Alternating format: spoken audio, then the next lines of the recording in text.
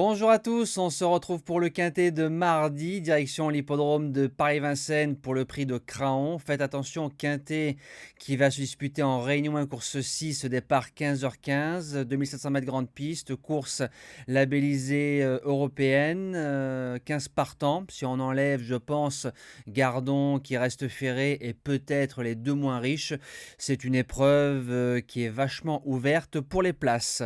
On n'oublie pas, comme d'habitude, de liker la vidéo. Par contre, je tiens à vous faire partager un commentaire d'un abonné qui est sur la chaîne depuis très longtemps, un commentaire rempli de discernement et de bienveillance envers la chaîne. Je peux vous le citer. Franchement, ça coûte quoi de mettre un like? C'est questionnant d'avoir entre 14 000 et 17 000 vues en moyenne. En général, je tourne entre 12 000 et 20 000. Si on prend vraiment les chiffres les plus bas face aux chiffres les plus hauts, et n'atteindre que 1000 ou 1200 likes. Ça n'encourage pas de donner de son temps gratuitement. Force à toi Max et encore bravo et respect pour tes analyses. Je trouve que le commentaire est parfait. Je pensais atteindre très facilement tous les jours les 1000 likes et je vois que les 1000 likes, voilà, on les fait souvent, mais faut tous les jours en parler, tous les jours vous inciter à le faire. Je rappelle que mon contenu sur le quintet est gratuit et que de liker, ça donne pas mal de force aux créateurs de contenu et à la chaîne. Alors, on va retrouver les résultats de la journée de vendredi 20 décembre du côté de Vincennes. On a un tiercé ordre en 6 chevaux dans la sélection. J'avais fait l'impasse sur le 8, c'était soit le 8 ou l'As. Bon, ben, j'ai un, mais j'ai pas l'autre. Je pouvais pas garder les deux. Maintenant, c'est sympa pour ceux qui jouent des tiercés en 5 ou 6 chevaux. Le course par course, un peu moins bon que les 3 jours précédents. Les jeux du quintet ont bien marché. Le report du jour est passé. Et on fait un nouveau 3 sur 4 avec les objectifs. Je tiens à souhaiter à toute ma communauté un bon réveillon de Noël, de bonnes fêtes de fin d'année. Profitez comme vous pouvez et régalez-vous sans crise de foi entre guillemets. C'est parti pour la sélection. Base gagnante, le numéro 10, Isofou du Chêne. C'est un cheval qui sera déféré des 4 cette fois-ci, qui va retrouver son pilote attitré Paul Ploquin le 8 décembre. On va dire, entre guillemets, course à effacer. Faut se rappeler qu'il avait marché moins de 12 sur le parcours derrière des chevaux comme Hibiscus Man et Inato Piargi, donc un lot bien supérieur. Il reste encore un peu looper parce que c'est un cheval qui a de grandes allures, il a du coffre, il a du cœur.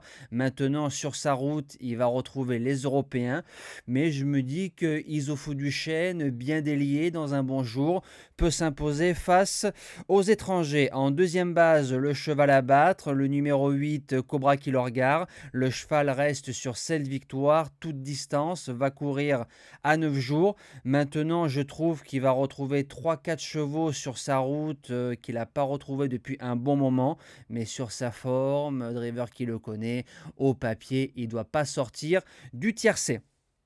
Pour les chances, le numéro 11, Indy de Gire, déféré des 4, distancé, 3e, 1er, 2e. Donc ça fait un 3 sur 4 dans les 3 premiers. C'est un cheval qui a battu Iroise de la Noé, certes ferré à Laval, mais c'est une jument qui court bien ferré. Vu ce qu'elle a fait Iroise dans la finale du GNT, ça rehausse la performance de Indy de Gire. Ensuite, il a répété à Vincennes. Benjamin Rochard qui le retrouve dans mes 5 chevaux. C'est oui sans problème. En 4e position, le 5, Canto de Venti. Autre atout Bondo, c'est un cheval qui a gagné à Machecoul, il court bien sur la fraîcheur, sûrement le choix d'Éric Raffin avec les 2 autres pensionnaires d'Éric Bondo, il est sérieux, il a prouvé déjà sa valeur à Vincennes pour les places j'achète. En 5e position, le 3 Instructor qu'on a touché en couplet gagnant en 2 chevaux avec Cobra qui le regarde. Instructor, il était à 45 contre 1. Ça nous a fait un beau couplet et 2 sur 4. Faudra le driver de la même façon. Maintenant, je trouve que le lot est un peu plus fort. Je le vois plus pour être 4-5 dans cette épreuve. En 6e position, le 7, Ipalio. Alors, c'est un cheval qu'il ne faut absolument pas mettre dans la bagarre. Faut le démarrer un peu, le glisser côté corde et le faire gicler comme il peut dans la ligne droite. En 7e position, le 15, Eros Zola. C'est un 8 ans, c'est le plus riche, c'est forcément visé.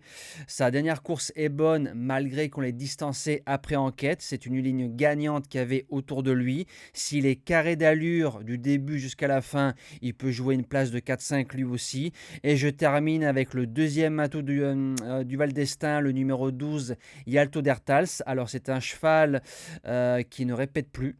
C'est un cheval qui a par contre beaucoup de rate et de courage. Faut remonter à octobre 2023 pour retrouver une belle ligne à Vincennes. Maintenant, il sera déféré des 4 pour la première fois. S'il est préparé, Théo Duval d'Estaing qui s'affirme de plus en plus comme l'un des meilleurs drivers du côté de Vincennes. Et à 15 ou 20 euros, il peut venir amener un peu de l'argent dans ce quintet. Je pense, je dis bien je pense, qui risque de sourire à ses chevaux en vue de ce quintet-là. Voilà, donc j'ai plus qu'à vous souhaiter encore un bon réveillon, passez un bon repas de Noël, profitez bien et nous on se dit à demain pour le quintet de Noël.